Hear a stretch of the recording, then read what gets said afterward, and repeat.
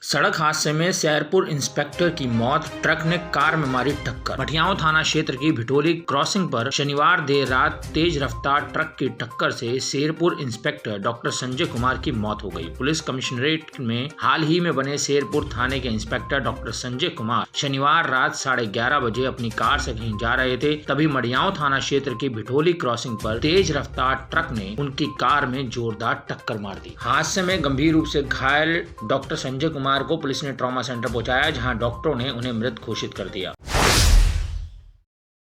Ukraine से लौटे छात्रों से सीएम योगी ने की मुलाकात, कहा संकट के समय धैर्य बनाए रखना है। उत्तर प्रदेश के मुख्यमंत्री योगी आदित्यनाथ ने रविवार को यूक्रेन से लौटे 50 छात्रों से मुलाकात की। यूक्रेन में हजारों की संख्या में भारतीय फंसे हुए हैं। उन्हें वापस लाने के लिए भारत सरकार ने ऑपरेशन गंगा अभियान चलाया हुआ है। इस अभियान के तहत अब तक हजारों भारतीय छात्र वतन लौट चुके हैं। वहीं यूपी के करीब 550 छात्र वापस लौटे हैं। इसमें से 50 छात्रों से सीएम योगी ने कल मुलाकात की, साथ ही छात्रों से वहाँ के हालात के बारे में जानकारी ली। उत्तर प्रदेश विधानसभा चुनाव के 7वें और अंतिम चरण में प्रधानमंत्री नरेंद्र मोदी के संसदीय क्षेत्र वाराणसी समेत 9 जिलों की 54 विधानसभा सीटों पर सोमवार को होने वाले मतदान की सभी तैयारियां पूरी कर ली गई। मुख्य निर्वाचन अधिकारी अजय कुमार शुक्ला ने रविवार को यहां पत्रकारों को बताया कि 7वें और अंतिम चरण में आजमगढ़, मऊ, जौनपुर, गाजीपुर, चंदौली, वाराणसी, मिर्जापुर, भदोही तथा सोनभद्र जिलों में होने वाले मतदान की सभी तैयारियां पूरी की जा चुकी हैं और पोलिंग टीम गंतव्य पर पहुंच चुकी है।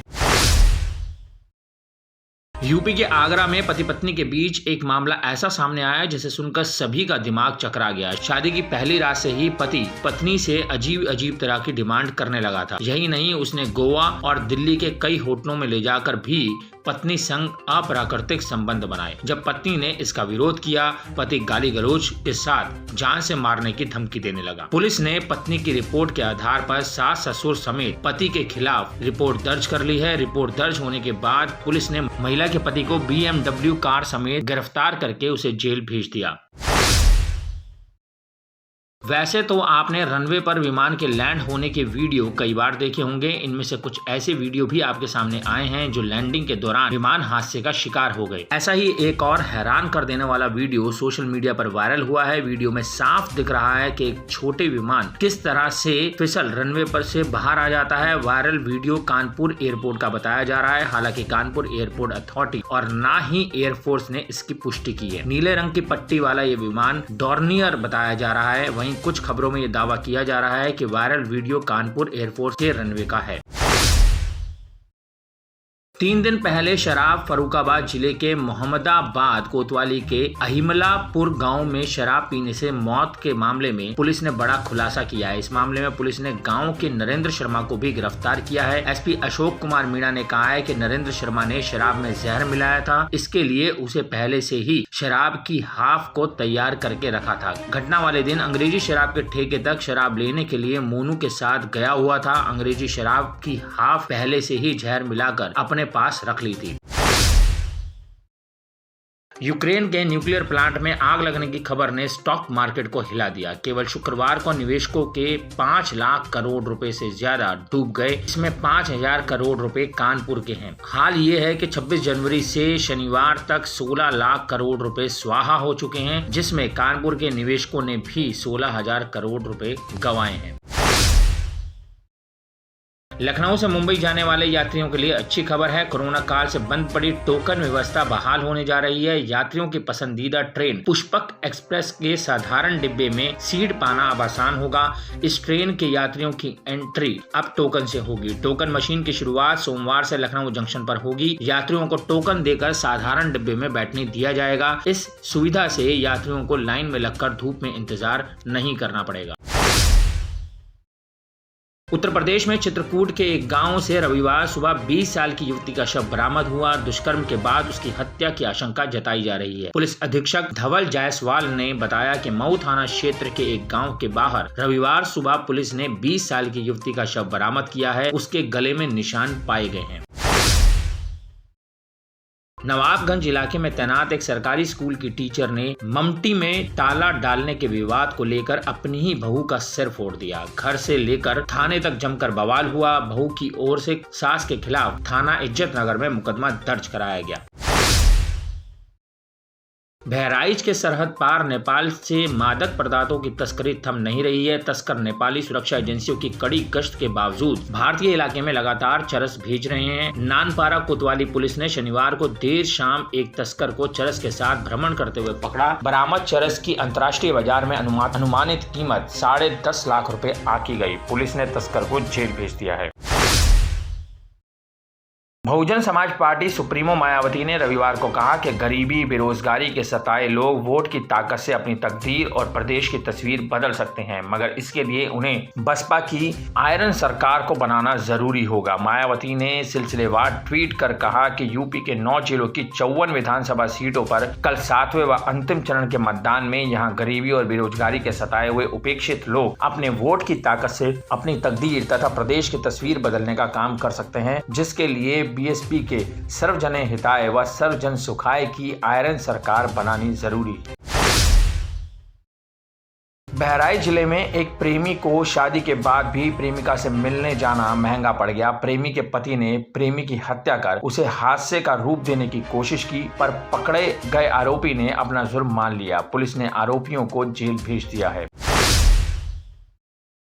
राजधानी लखनऊ की कई विधानसभा सीटों पर इस बार प्रत्याशियों की हार जीत में पोस्टल बैलेट निर्णायक भूमिका निभा सकते हैं। चुनावी बयार को देखते हुए राजधानी में पोस्टल बैलेट के जरिए हुए रिकॉर्ड मतदान के मद्देनजर अब ये संभावना जोर पकड़ रही है। जानकार मानते हैं कि इस बार 2 प्रमुख पार्टियों में कांटे की टक्कर देखने को मिलेगी। इतिहास गवाह है कि बीते 3 चुनावों में आधा दर्जन से अधिक विधानसभा सीटों पर मुकाबला बहुत नजदीकी रहा है।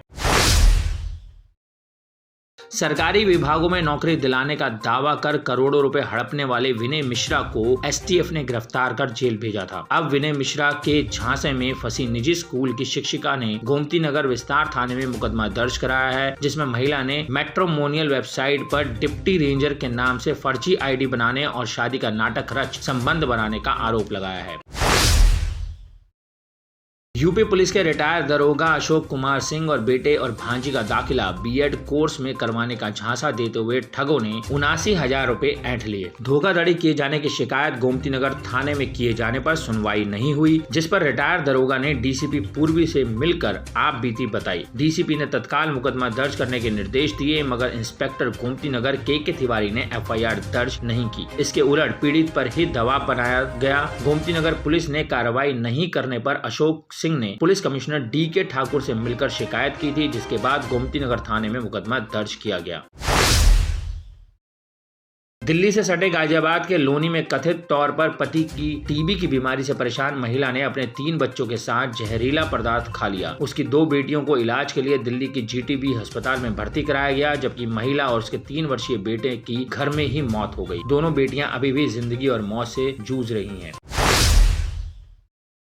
7वें चरण में शामिल जिलों में कई जिले दबंगों की राजनीति के कारण हर चुनाव में चर्चा में रहे हैं। इस चरण में वाराणसी और आसपास के जिलों की 54 सीटों पर हो रहे चुनाव में 7 सीटों पर या तो 7 दबंग प्रत्याशी हैं या फिर उनके कुनबे के कोई सदस्य मैदान में ताल ठोके हुए हैं। पूर्वांचल के साथ ही पूरे प्रदेश की नजरें इन 7 सीटों पर लगी हैं। ये सीटें हैं मऊ, गाजीपुर, वाराणसी, जौनपुर, भदोही, आजमगढ़। वाराणसी जिले से जुड़े इन नेताओं के लिए कोई दल मायने नहीं रखता है। हर चुनाव में इनकी दलीय निष्ठाएं बदलती रहती हैं। बड़ा दल मिला तो ठीक, नहीं तो छोटे दल से भी ये नेता चुनाव जीतते रहे हैं। निर्दलीय भी कई बार चुनाव जीतने में सफल रहे हैं।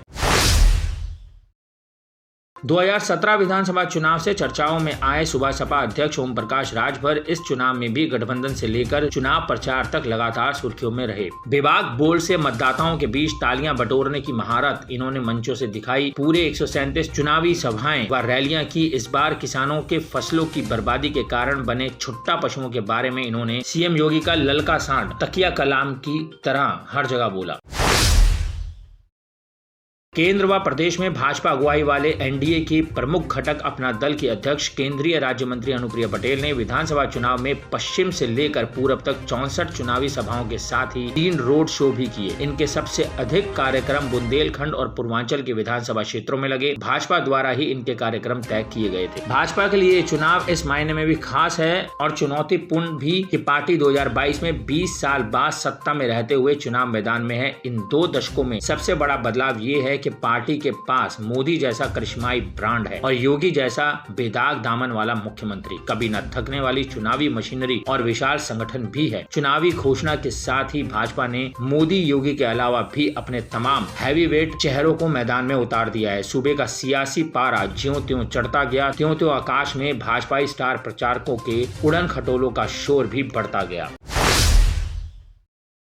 विधानसभा चुनाव अब समापन की ओर बढ़ चला है। यही वह दौर है जो वर्ष 2024 में होने वाले लोकसभा चुनाव की पटकथा लिखेगा। जातियों के लंबरदार बताने वालों के दावों की हकीकत का पता चलेगा। उनको मिलने वाले वोटों और सीटों से उनकी हैसियत का आंकलन होगा। यही चरण उनके दावों की सच्चाई भी बताएगा। फिर इसके आधार पर 2 साल बाद होने वाले लोकसभा चुनाव के लिए नए सिरे से ताना बाना बुना जाएगा। कानपुर के गोविंद नगर में मिठाई की एक दुकान में ताला तोड़कर घुसे चोर ने तिजोरी तोड़ने का प्रयास किया, पर काफी मशक्कत के बाद भी वह नहीं खुली। इस पर वह 50 किलो की तिजोरी ही उठाकर ले गया। दुकान में लगे सीसीटीवी कैमरे में उसकी कारगुजारी कैद हो गई। तड़के दुकानदार को घटना की जानकारी हुई तो पुलिस को सूचना दी। 65 दिन में 12 डबल हेडर। 26 मार्च को चेन्नई कोलकाता में पहला मुकाबला। आईपीएल 2022 के लिए भारतीय क्रिकेट कंट्रोल बोर्ड ने शेड्यूल जारी कर दिया है। पहला मैच चेन्नई सुपर किंग्स और कोलकाता नाइट राइडर के बीच 26 मार्च को मुंबई के वानखेड़े स्टेडियम में खेला जाएगा। यह मुकाबला शाम 7:30 बजे से शुरू होगा। श्रीनगर में ग्रेनेड से हुआ हमला, पुलिसकर्मी समेत 20 लोग घायल, 1 नागरिक की मौत, आतंकियों की तलाश शुरू। श्रीनगर के अमीरा कदल में आतंकियों ने सुरक्षा बलों को निशाना बनाकर ग्रेनेड हमला किया। ग्रेनेड फटने के कारण पुलिसकर्मी समेत 20 लोग घायल हो गए। इसके अलावा गंभीर रूप से जख्मी 1 नागरिक की मौत भी हो गई। अचानक हुए विस्फोट के बाद मौके पर अफरा तफरी मच गई। सूचना पर पहुंचे अन्य सुरक्षा बलों ने पूरे इलाके को घेर लिया। आतंकियों की बड़े पैमाने पर तलाश की जा रही है। सभी घायलों को उपचार के लिए स्थानीय अस्पताल ले जाया गया। इनमें एक महिला की हालत गंभीर बताई जा रही है। अमीरा कदल में सुरक्षा बलों की एक टुकड़ी नाके पर तैनात थी। इसी बीच उन पर ग्रेनेड हमला किया गया। निशाना चूकने के कारण ग्रेनेड की दूसरी जगह जाकर फट गया। आईजी विजय कुमार ने बताया कि आतंकियों की तलाश जारी है। पत्नी की पीट कर हत्या, अवैध संबंध के शक में पति ने कर दिया कत्ल। पड़ोसियों ने सुनाई हत्यारे की यातनाओं की कहानी। गोसाईगंज के झोंखड़ी गांव में शनिवार देर रात एक व्यक्ति ने डंडे से पीट कर पत्नी की हत्या कर दी। रविवार सुबह शक होने पर पड़ोसियों ने मृतका के भाई को सूचना दी। इस पर वह बहन के घर गया और पुलिस को जानकारी दी। गोसाईगंज पुलिस ने आरोपी पति को हिरासत में लेकर पूछताछ की तो पता चला कि पत्नी के किसी से प्रेम संबंध होने के शक में उसने वारदात को अंजाम दिया। मामले में मृतका के भाई की तहरीर पर पुलिस ने आरोपी पति के खिलाफ नामजद रिपोर्ट दर्ज की है। गाजीपुर में शराब और पैसा बांटते भाजपा मंडल अध्यक्ष सहित 3 लोग गिरफ्तार। विधानसभा का चुनाव गाजीपुर जिले में 7 मार्च को होना है। चुनाव प्रचार शनिवार शाम भले ही खत्म हो गया हो, लेकिन पार्टी के समर्थक अपने अपने प्रत्याशियों की जीत सुनिश्चित करने के लिए हर कोशिश में जुटे हैं। एक मत अपने पक्ष में करने के लिए आचार संहिता की धज्जियां उड़ा रहे हैं। इसी तरह का मामला जमानिया कोतवाली क्षेत्र में प्रकाश में आया। पुलिस ने शनिवार रात जमानिया के भाजपा मंडल अध्यक्ष 3 को शराब और पैसा बांटते पकड़ लिया। आरोपियों के कार से 4 पेटी देसी शराब, 60,700 रुपए नकदी, भाजपा चुनाव चिन्ह के 4 पत्ते में कुल 10 स्टिकर बरामद हुए। पूछताछ के बाद सभी का चालान कर दिया गया। ऐसी और भी रोचक और दिलचस्प खबरें जानने के लिए आप विजिट कर सकते हैं हमारी वेबसाइट www.prsdnews.in। लिंक डिस्क्रिप्शन में दिया हुआ है। अभी जाएं और विजिट करें हमारी वेबसाइट www.prsdnews.in।